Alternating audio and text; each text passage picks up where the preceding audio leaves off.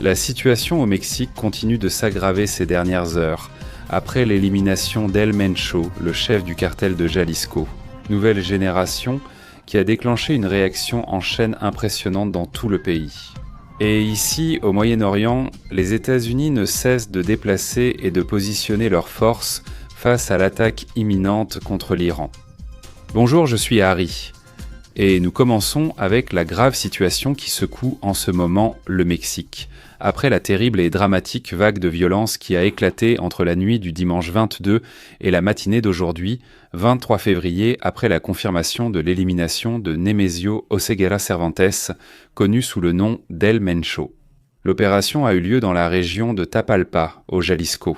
Les autorités mexicaines l'ont présenté comme une action à fort impact. Et depuis les États-Unis, il a été reconnu qu'il y a eu un soutien en matière de renseignement, mais sans participation numérique.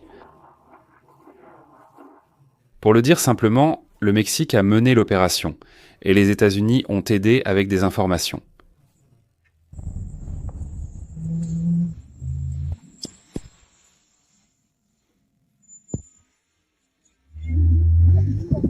Eh bien, mais pourquoi le Mexique est-il dans cet état en ce moment ? Pourquoi la moitié du pays est-elle en feu ? Eh bien, après la mort de El Mencho, la réponse du cartel a été immédiate, car dès que le résultat de l'opération a été diffusé, les barrages des narcotrafiquants ont commencé. Des routes fermées avec des véhicules en travers, des camions et des voitures incendiées, des attaques coordonnées contre les forces de sécurité et une sensation de chaos. En plusieurs endroits, surtout au Jalisco, mais aussi au Michoacán, lors des violents affrontements, on a signalé jusqu'à présent, au moment de réaliser cette vidéo, la mort d'au moins 25 membres de la garde nationale mexicaine. De plus, des dizaines de morts ont été signalés du côté du cartel et le bilan civil, bien que moindre en comparaison, reste tout aussi douloureux. On parle d'au moins 2 civils décédés dans le contexte des émeutes et des affrontements. Un chiffre qui, d'heure en heure, est censé augmenter, compte tenu des circonstances et de la gravité de la situation actuelle que traverse le pays. Les nombreuses images qui ont commencé à circuler sur les réseaux confirment l'annonce des autorités mexicaines, qui ont parlé d'un nombre énorme de barrages. Pendant les heures les plus critiques, un chiffre d'environ 252 barrages a été avancé pour le jour 0 et, ce matin, il a été dit que la majorité avait déjà été retirée. Mais même lorsqu'un barrage est levé, le message est passé. La capacité de paralyser des régions entières pendant des heures. Les multiples émeutes qui ont éclaté ont paralysé une grande partie de la vie normale dans différentes localités. Des attaques coordonnées contre des agences du Banco del Bienestar ont été signalées à Jalisco. Les chiffres varient selon le bilan final, mais la fourchette la plus souvent mentionnée était entre 18 et 20 agences touchées, avec des dégâts et des incendies. De plus, l'incendie de dizaines de magasins de proximité a été signalé. Actualité d'Accurado, d'actualité d'Unicom, un groupe criminel frappe des banques et des commerces. L'objectif n'est pas seulement de faire du mal pour faire du mal. Actualité des actualités, actualité de la situation. C'est une forme de terreur pour dire « Nous pouvons mettre le feu où nous voulons et quand nous voulons ». Actualité de Slime, c'est comme ça. Les réseaux se remplissent évidemment de multiples vidéos en très grande quantité. Beaucoup sont réels, bien sûr, mais il y a aussi d'anciennes vidéos, des vidéos provenant d'autres endroits ou des vidéos générées par l'intelligence artificielle qui sont simplement faites pour générer du trafic sur les réseaux. Cela provoque beaucoup de panique dans la population. Il vaut donc la peine de rappeler qu'il faut bien vérifier ce que vous voyez sur les réseaux, que ce soit une information confirmée, consulter les chiffres officiels et des rapports cohérents. Évidemment, nous savons que les réseaux sociaux sont très utiles, du moins lorsque l'information officielle est très biaisée, comme c'est souvent le cas dans différents pays. L'important, c'est de ne pas prendre pour argent comptant n'importe quel extrait que vous pouvez voir sur les réseaux sociaux, alors vérifiez très bien. Il est également important de vérifier la source de celui qui publie l'information. Sur les réseaux mexicains, il a été rapporté que les cartels jettent des grenades dans des supermarchés pleins de monde. On signale de multiples troubles et des événements très localisés, dont certains sont extrêmement graves, qui se produisent dans de nombreux endroits. Cet après-midi, sous forte escorte, le cadavre d'El Mencho est arrivé à Mexico, comme s'il s'agissait d'un cortège entre armes et sirènes. Au dernier voyage d'El Mencho, La ville s'est arrêtée pour regarder un convoi de la garde nationale, fortement armé. Les gens, ceux qui ont réussi à assister à l'événement et à l'enregistrer. Ils ont même vu comment une ambulance médico-légale était escortée depuis l'aéroport de Mexico jusqu'au parquet spécialisé dans la criminalité organisée. Mais avant de commencer, je voudrais vous raconter l'histoire de cette fiole qui m'a vraiment étonné et je pense que vous devriez la connaître aussi. Cette fiole renferme une histoire incroyable qui était inconnue jusqu'à présent. À l'intérieur se trouve de la terre du mont du Temple à Jérusalem, sauvée par des archéologues après que des milliers d'années d'histoire aient été réduites en ruines. C'est notre chance d'empêcher l'histoire de disparaître. Démarrez l'année avec un lien personnel avec Jérusalem. Cliquez sur le lien dans la bio ou scannez le code pour profiter d'une offre spéciale. Un transfert ordinaire. À l'intérieur se trouvait le corps de l'homme, qui pendant des années a été synonyme de pouvoir et de violence. El Mencho a été blessé dans la Sierra de Tapalpa. Son destin a été scellé dans les airs. Il est mort en chemin et avec lui s'est éteinte la voix du baron de la drogue le plus recherché du Mexique à l'heure actuelle. Mais sa chute n'a pas apporté de calme sur les routes, des véhicules ont brûlé, dans les villes, des commerces ont été incendiés et la peur s'est répandue comme une fumée qui ne connaît pas de frontières. Le convoi avançait comme un cortège funèbre d'État, escortant non seulement un corps, mais aussi le symbole d'une ère marquée par le sang et le feu. L'image était celle de la peur et la mort brutale du chef criminel le plus puissant du Mexique, transformé en spectacle de sécurité, en rituel de clôture, en un véritable drame national. Et la réalité, c'est que la mort d'un tel chef n'apporte pas automatiquement la paix. Normalement, deux scénarios sont possibles. D'une part, qu'il y ait un successeur clair et que le groupe tente de maintenir le contrôle par la violence, bien sûr, pour éliminer les rivaux. D'autre part, que le leadership se fracture et que commencent des luttes internes et excessives pour les territoires, les routes et les affaires. Et ici, nous avons un élément clé. Même si l'État parvient à porter un coup énorme, le risque immédiat est une phase de réajustement très violente. Il y a également eu de fortes accusations politiques qui ont circulé au Mexique autour de tout cet épisode, directement contre la présidente du Mexique.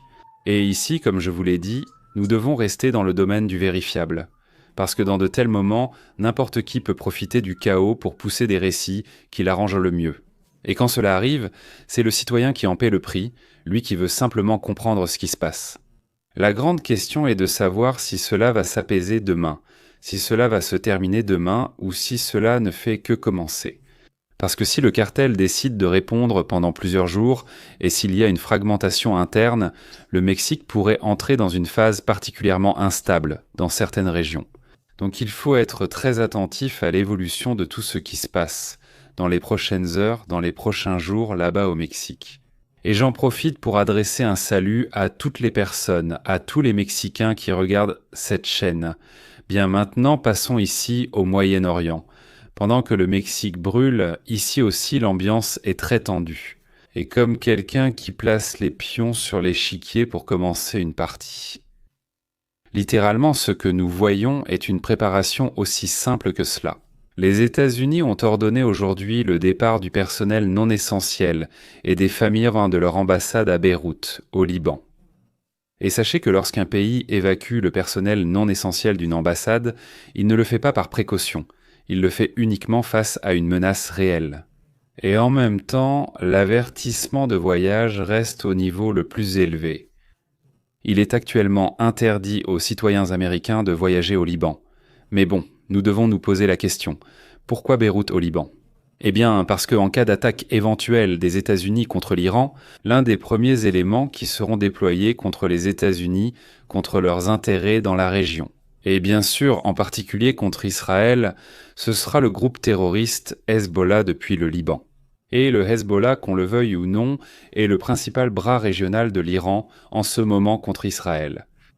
Au cours des 2 dernières semaines, les attaques israéliennes au Liban, y compris dans des zones comme la vallée de la Bekaa, ont considérablement augmenté, comme une forme d'attaque ponctuelle, préalable et préventive à un conflit majeur contre l'Iran. Aujourd'hui, un ancien directeur du renseignement israélien a déclaré dans le média israélien Maariv qu'Israël estime que la guerre avec l'Iran sera un affrontement régional total. L'Iran exercera son pouvoir depuis l'Irak, le Yémen, la Syrie et aussi le grand et central pouvoir de l'ancien directeur. Il affirme que l'armée israélienne, Tsahal, a été conçue dans la réalité d'un ennemi multiple. Et il comprend qu'il sera nécessaire d'affronter intensément le Hezbollah au Liban pendant plusieurs jours.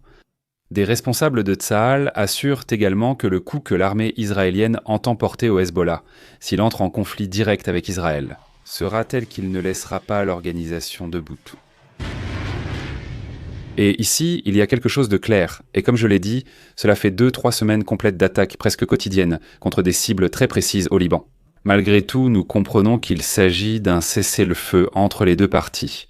Si une guerre éclatait avec l'Iran et contre le Hezbollah, disons qu'il n'y aurait pas d'obstacle pour que Tsahal puisse mener des attaques complètes contre l'organisation terroriste. Bien, et dans le cadre de l'immense mouvement des États-Unis dans la région, nous avons l'entrée en scène. L'USS, le Gerald Ford, le plus grand porte-avions du monde, qui a été vu aujourd'hui déjà en Méditerranée, passant devant la baie de Souda, en Crète, en Grèce, des rapports de suivi l'indiquent, se déplaçant à un bon rythme, un peu moins que prévu, mais prêt à se positionner au large des côtes d'Israël dans les prochaines 24 à 48 heures. De loin, indépendamment du fait qu'il accoste ou non dans un port israélien, le message stratégique est très clair et ce n'est pas une simple présence. C'est une capacité importante de puissance, de véritable attaque et de défense. Et bien sûr, la capacité de soutenir une longue campagne contre l'Iran, ce qui donne un avantage très important aux États-Unis dans tout ce conflit. Ce porte-avions s'ajoute à la douzaine de destroyers déjà déployés dans toute la région, ainsi qu'aux près de 200 aéronefs que les États-Unis ont actuellement déployés, en ce moment même. Ici, au Moyen-Orient, on estime que les États-Unis ont 40% de leurs forces de guerre actuellement positionnées ici, au Moyen-Orient. De plus, aujourd'hui, des avions militaires américains de transport et de ravitaillement en carburant ont été signalés à l'aéroport Ben Gourion en Israël. Eh bien, parallèlement à tout ce déploiement militaire, il y a les discussions et le bras de fer avec l'Iran. Le régime iranien, par l'intermédiaire de son porte-parole officiel, a déclaré quelque chose de crucial. Toute attaque, même limitée, sera considérée comme un acte d'agression. Point final. Et que la réponse, selon leurs propres mots, serait féroce dans le cadre de ce qu'ils appellent leur droit à la légitime défense. Des sources du Pentagone, relayées par différents médias, indiquent que le président Trump avait initialement donné l'ordre de mener une attaque limitée ou ciblée, similaire à l'opération Magna et Hammer de juin dernier, dans l'espoir de pousser l'Iran à accepter leurs exigences lors des négociations.